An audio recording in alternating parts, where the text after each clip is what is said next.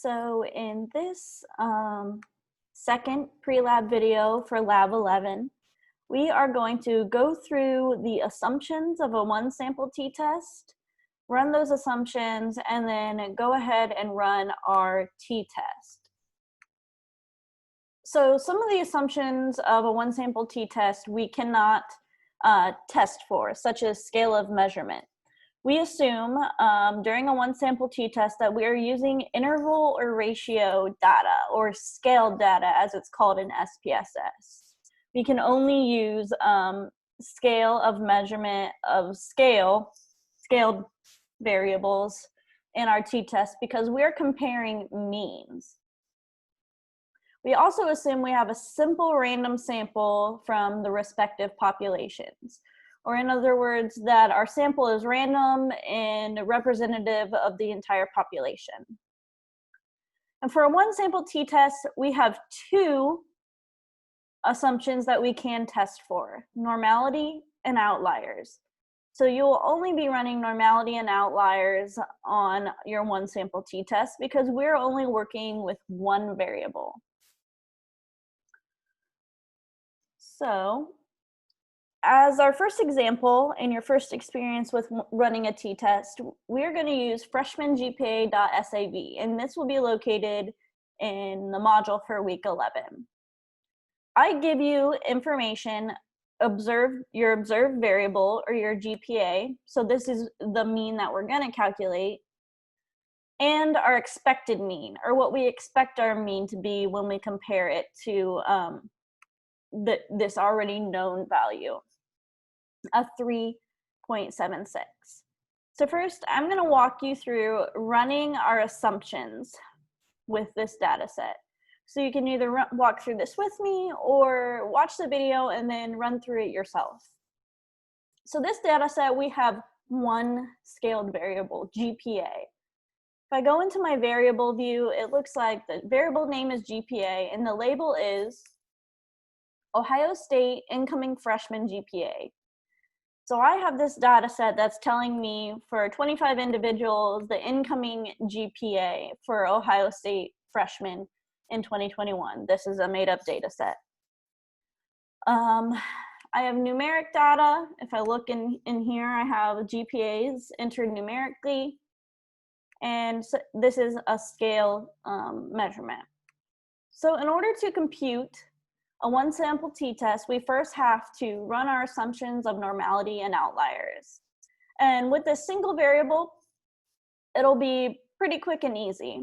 So to run normality on my single variable, I will go to Analyze, Descriptives, Explore. And this doesn't change for a one sample t-test, so this should be fairly straightforward.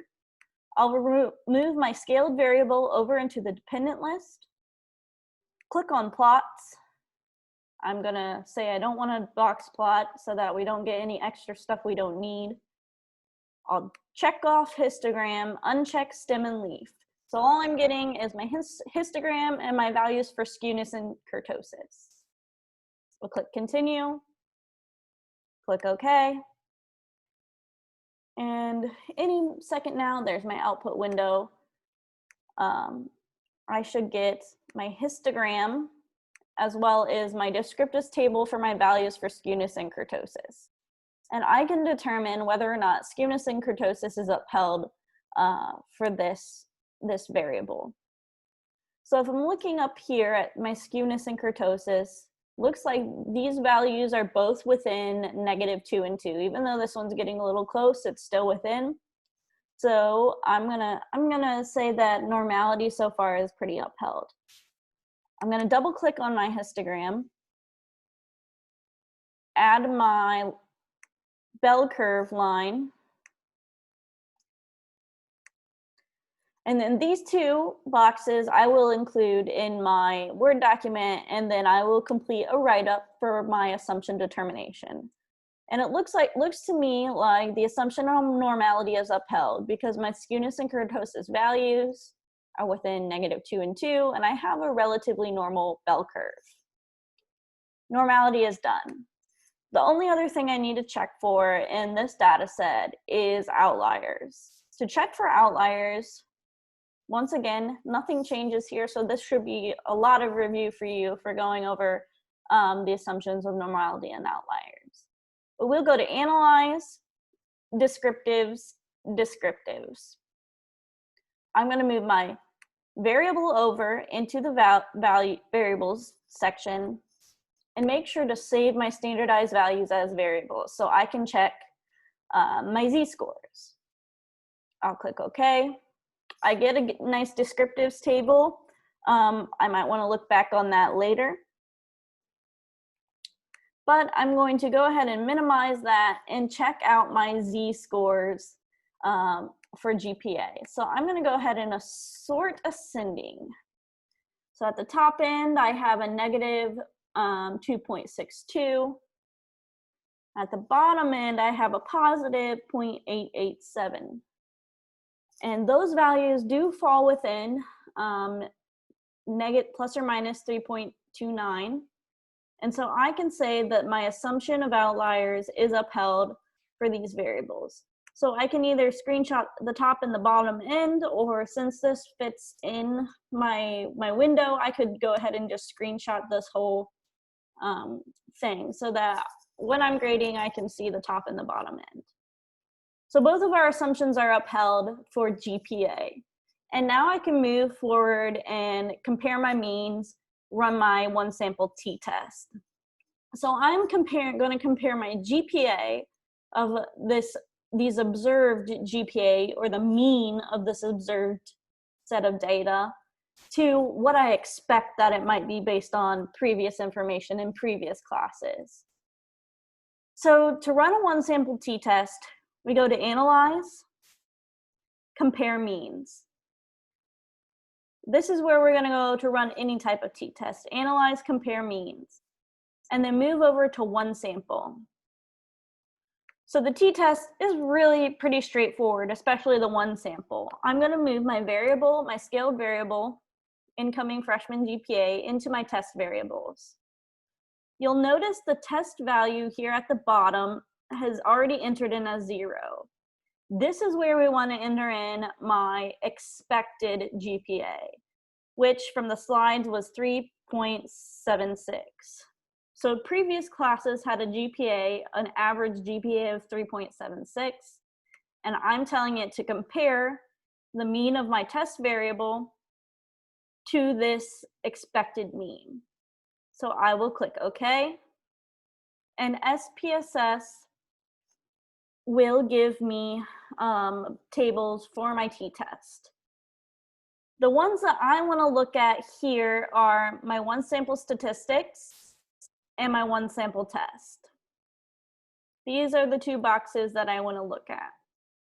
So I'm going to switch back into the PowerPoint and look at these tables more closely. What I need to pull out from the one sample statistics is my mean of my data. So the mean incoming freshman GPA for 2021 is 3.7448. In the one sample test, I need to pull out my T, my significance, and my mean difference. So this is where we're going to talk about whether or not my t-test was significant, or the difference was significant, and also talk about what the mean difference actually is. And this is what a write-up for a one sample t-test will look like, using those pieces of information we just pulled out. So we will say that the difference between 2021 incoming freshman GPA, report my mean here, M equals, or X bar equals 3.74. That's the mean I just calculated. And the predicted mean of 3.76 was found to be not significant, providing my t-score and my not significant p-value. Because if we look in the table, my significance, my two-tailed significance, 0.794, way over my alpha, which is always 0.05 in this course. So we already know this difference is not significant. We report the t-score and the p-value. And then we can tell what the difference actually was. So 2021 incoming freshman GPA was found to be 0.015 lower. Where I'm getting that from is this mean difference. It has a negative here, but if I'm saying lower, I don't need to include the negative. If there was no negative, I would say higher, was found to be higher. But the 2021 incoming freshman GPA was found to be 0.015 lower than the predicted mean.